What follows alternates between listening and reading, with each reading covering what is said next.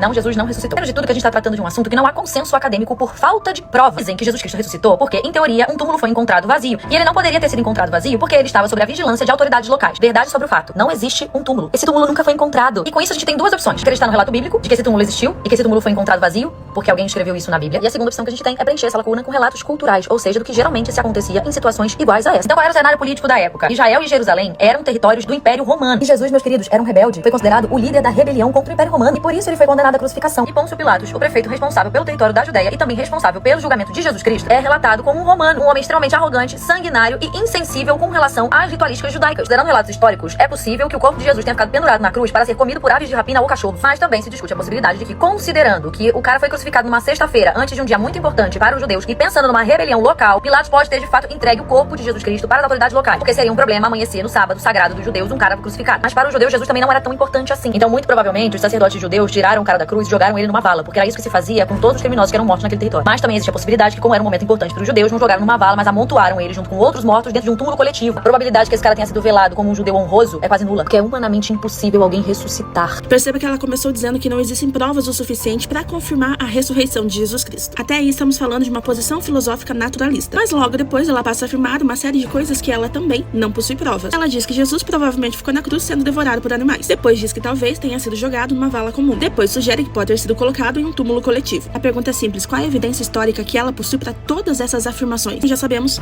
nenhuma. Tudo isso são hipóteses e aqui existe um problema metodológico muito sério. No relato bíblico fala de José de Arimateia pedindo o corpo de Jesus e colocando-o em um túmulo novo, ela chama isso de apenas um relato. Mas quando surge uma hipótese sem documentos, sem testemunhas, sem uma fonte histórica direta, essa hipótese passa a ser apresentada como a mais provável. Isso não é seguir as evidências, isso é substituir uma narrativa por outra narrativa. Agora vamos aos fatos. Os 4 evangelhos registram o sepultamento de Jesus por José de Arimateia. E José, ele não era um personagem irrelevante. Ele era membro do Sinédrio, o próprio conselho judaico que participou no processo contra Jesus. Se esse homem nunca tivesse existido, ou se o sepultamento nunca tivesse acontecido, seria extremamente fácil para os opositores do cristianismo desmentirem essas informações nos primeiros anos de igreja. Mas isso não aconteceu. Além disso, até estudiosos não cristãos reconhecem que o sepultamento de Jesus feito por José de Arimateia possui forte base histórica, justamente porque o relato ele contém elementos que são difíceis de serem inventados por uma comunidade cristã primitiva. O detalhe importante é que a primeira acusação contra os cristãos não foi que o corpo de Jesus continuava no túmulo. A acusação era que os discípulos teriam roubado o corpo. Isso é relevante porque até os adversários mais antigos do cristianismo precisavam ter que justificar